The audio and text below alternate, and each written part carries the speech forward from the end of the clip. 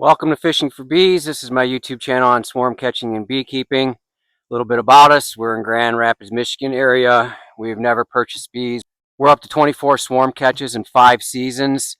This year was not the greatest. It's been very difficult in Western Michigan. We only caught 1. Last year we caught 8. So everywhere in between. In addition to never purchasing bees, we've never bought a queen. We try and manage our bees with minimal intervention. I do treat, I do feed if needed. So if things are needed, I do them. I'm not treatment free and I'm not completely hands off. But all these colonies here, I've not pulled the deep frame out of them to inspect. Not the top, not the bottom. I did pull 5 frames out of here for a split that we did that was successful. But other than that, I haven't inspected, pulled frames, looked for brood, or any of that kind of stuff. In the spring, I tip my colonies, I look for swarm cells, and I crush them. This is my form of swarm management to still yet capture a high yield of the spring nectar flow here in Michigan. There's a lot more to it than that, but if you're interested in any of it, please like and subscribe. So today is September 12th. It's about 5:30 in the afternoon.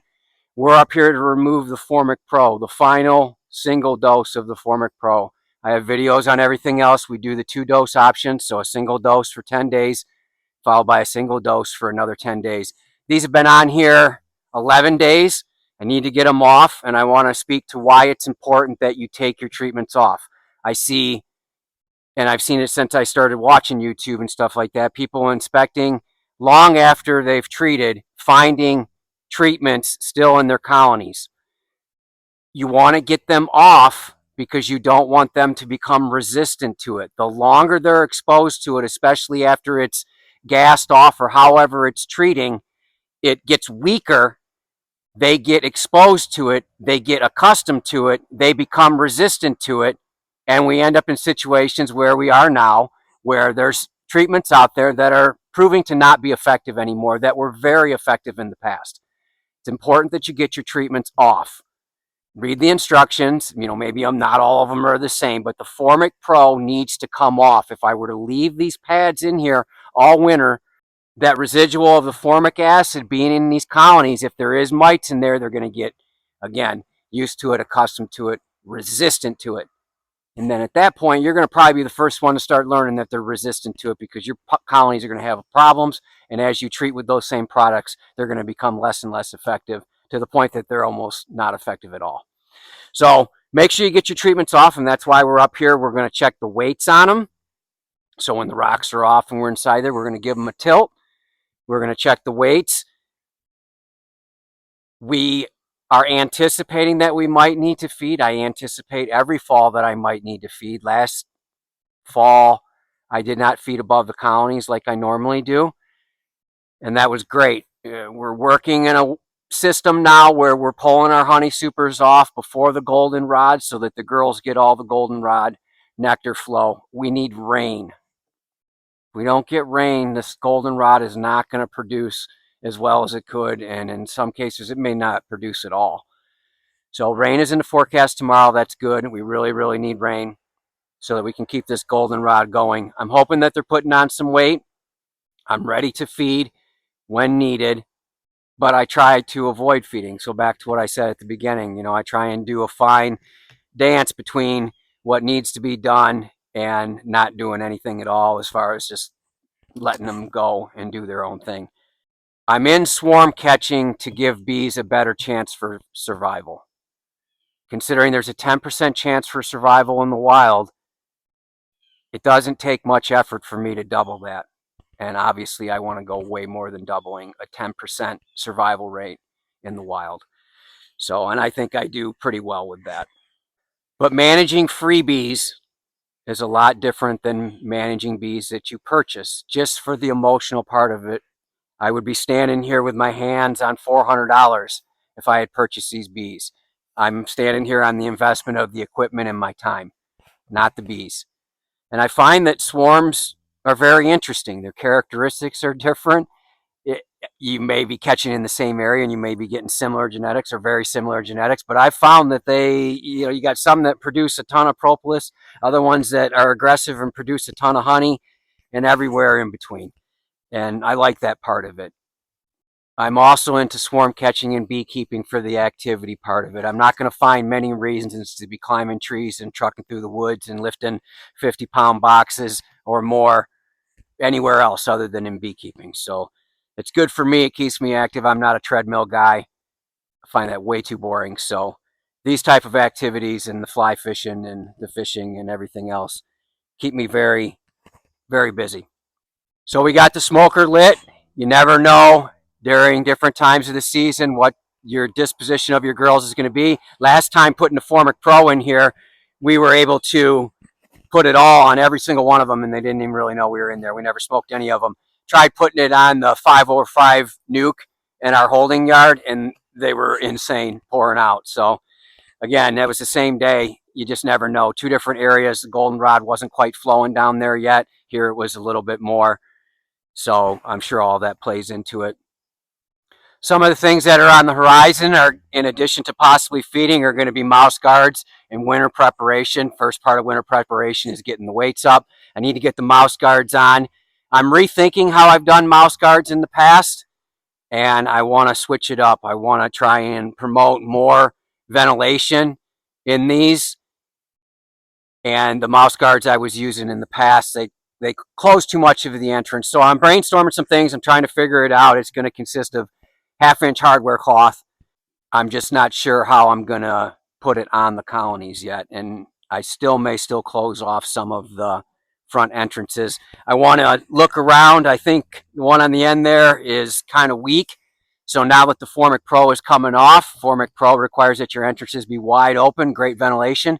Formic Pro is coming off. I can start putting some rocks up there and just giving them a little bit more security, making them feel a little bit better, a little bit tighter. They like that.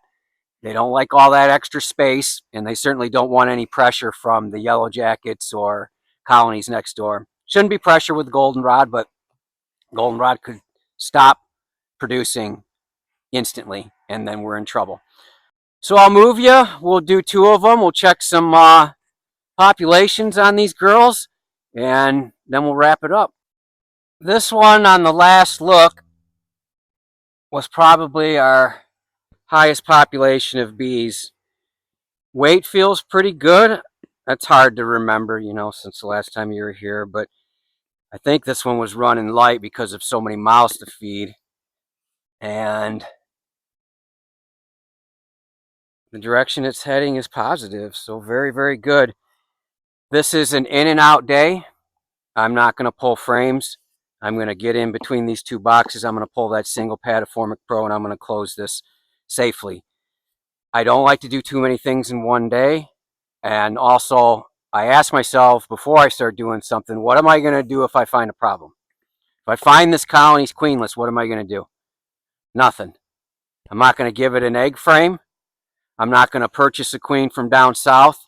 I cannot say with confidence I could even reproduce a queen with an egg frame, get her properly mated, and going into winter. So the answer is I wouldn't do anything if I found a problem with this colony. So why am I inspecting? That's where I always end up. Why would I pull frames and look and investigate everything if I don't have a solution to the problems I will find? So we're going to pop this. I would say that top box is definitely heavier than last time, which is good. And that's the direction you want them headed in. You want them filling the top box and living in the bottom box. What a great population of bees, and what good bees. Couple came out spicy, but really well behaved, and I like that. So this one's going to also have to start to be moved down to the right, further away from where you're at, because we got some hive stand footing issues. So after 5 years, my hive stands are starting to show some footing issues that are concerning, and I'll have to address maintenance on that this winter or very early spring, late winter, when they're the lightest. As you can see, a great population of bees.